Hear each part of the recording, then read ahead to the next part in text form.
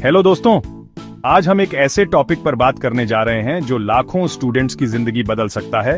विदेश जाकर पढ़ाई करना। और खासकर उस देश की बात कर रहे हैं जिसने हाल ही में भारतीय छात्रों को लेकर एक बहुत ही जरूरी और दिलचस्प बयान दिया है, और वो देश है जर्मनी। जर्मनी के भारत में एम्बेसडर फिलिप अकरमैन ने हाल ही में एक स्टेटमेंट दिया कि Germany is eager to host Indian students, we don't check your social media before you arrive. मतलब भारतीय स्टूडेंट्स का वहां स्वागत है और वो किसी तरह की सोशल मीडिया स्क्रूटनी नहीं करते। अब ये सुनकर आप सोच सकते हैं, अरे वाह, लेकिन क्यों? जर्मनी इतना इच्छुक क्यों है हमें बुलाने के लिए?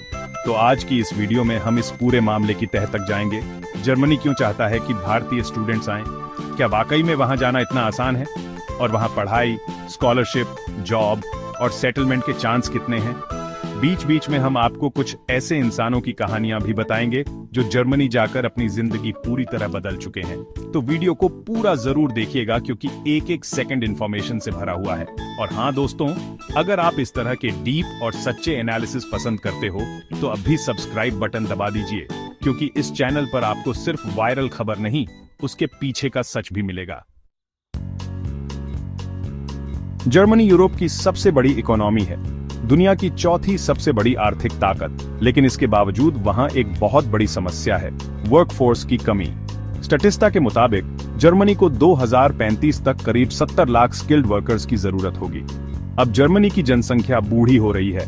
45% लोग 45 साल से ऊपर के हैं, यानी उन्हें अगले 10 से 15 साल में बड़ी संख्या में रिटायरमेंट लेना पड़ेगा।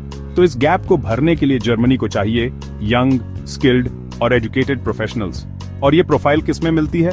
भारतीय छात्रों में, जो पढ़े लिखे हैं, अंग्रेजी बोलते हैं, टेक्निकल बैकग्राउंड रखते हैं और वर्क कल्चर में जल्दी ढल जाते हैं। इसीलिए जर्मनी की यूनिवर्सिटीज और कंपनियां दोनों भारतीय टैलेंट को खुलकर आमंत्रण दे रही हैं।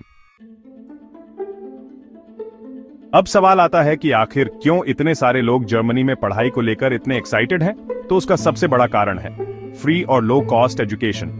जर्मनी की पब्लिक यूनिवर्सिटीज में बैचलर और मास्टर्स की पढ़ाई लगभग फ्री है।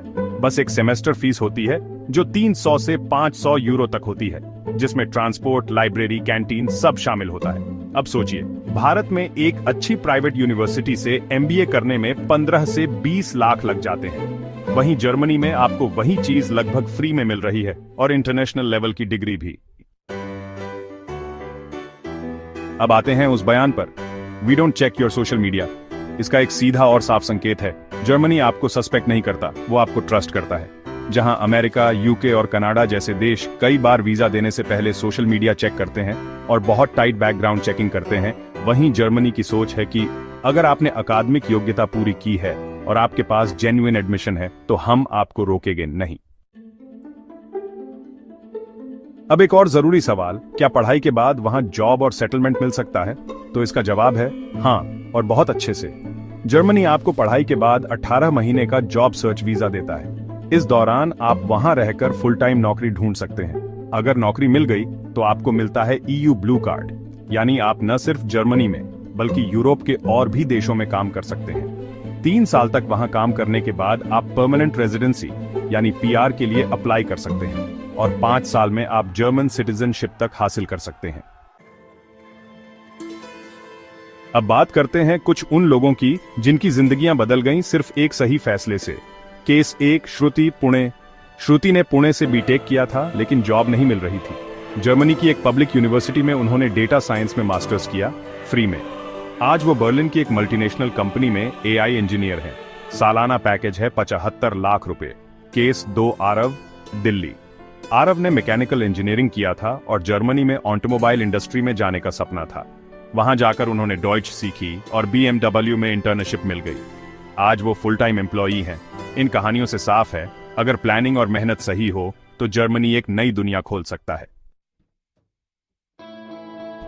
जर्मनी में कई बड़ी स्कॉलरशिप्स भी मिलती है, जैसे कि DAAD यानी German academic exchange service, Erasmus plus programme और हाइनरिक बॉयल फाउंडेशन स्कॉलरशिप। इसके अलावा वहां की सरकार और यूनिवर्सिटीज इंटरनेशनल स्टूडेंट्स के लिए hostel, health insurance, language support और करियर गाइडेंस जैसी सुविधाएं देती हैं।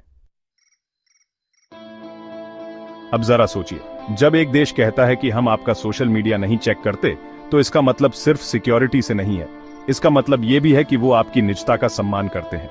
वो ये नहीं चाहते कि आपकी राजनीतिक सोच, आपके विचार या आपके फॉलोअर्स वीजा का आधार बने। और इसी वजह से बहुत से स्टूडेंट्स आज कनाडा और यूके से हटकर जर्मनी की तरफ मूव कर रहे हैं।